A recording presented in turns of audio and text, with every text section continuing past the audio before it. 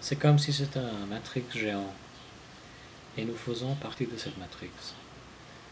Nous sommes une partie inséparable de cette matrix. Mais en même temps, nous sommes aussi la matrix. Nous sommes, chacun de nous, la totalité. Ça paraît bizarre qu'on peut être la totalité et une partie en même temps. Mais c'est ça la réalité.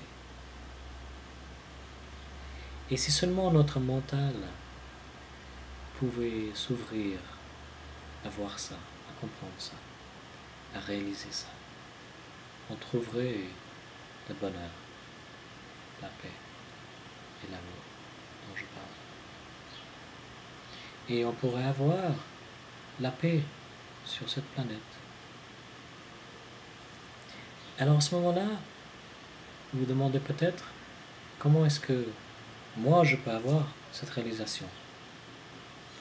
Qu'est-ce que je dois faire pour avoir cette réalisation? Pour trouver ce bonheur, cette paix, cet amour. Et au fait, c'est beaucoup plus simple que l'on le croit. Et ça part d'une question, simplement.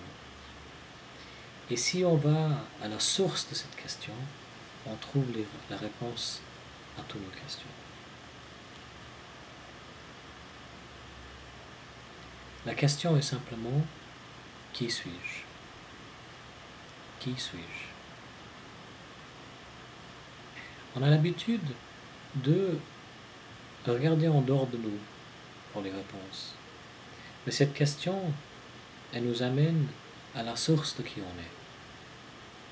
Et si on demande cette question avec une envie profonde, si on le demande profondément, qui suis-je? Vous trouverez les réponses à vos questions.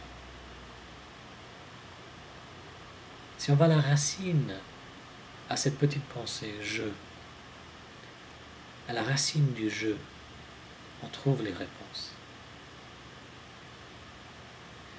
Parce que tout commence avec le je. Tout ce qu'on pense, tout ce qu'on sent, tout ce qu'on ressent, tout ce qu'on a envie, toutes les choses qu'on aime et les choses qu'on n'aime pas. Tout commence avec cette pensée, je. Et par extension, les autres pensées, moi, le mien. Alors qu'est-ce qu'on trouve si on va à la racine du je? Eh bien, je vous invite ce soir à essayer ce questionnement, cette enquête.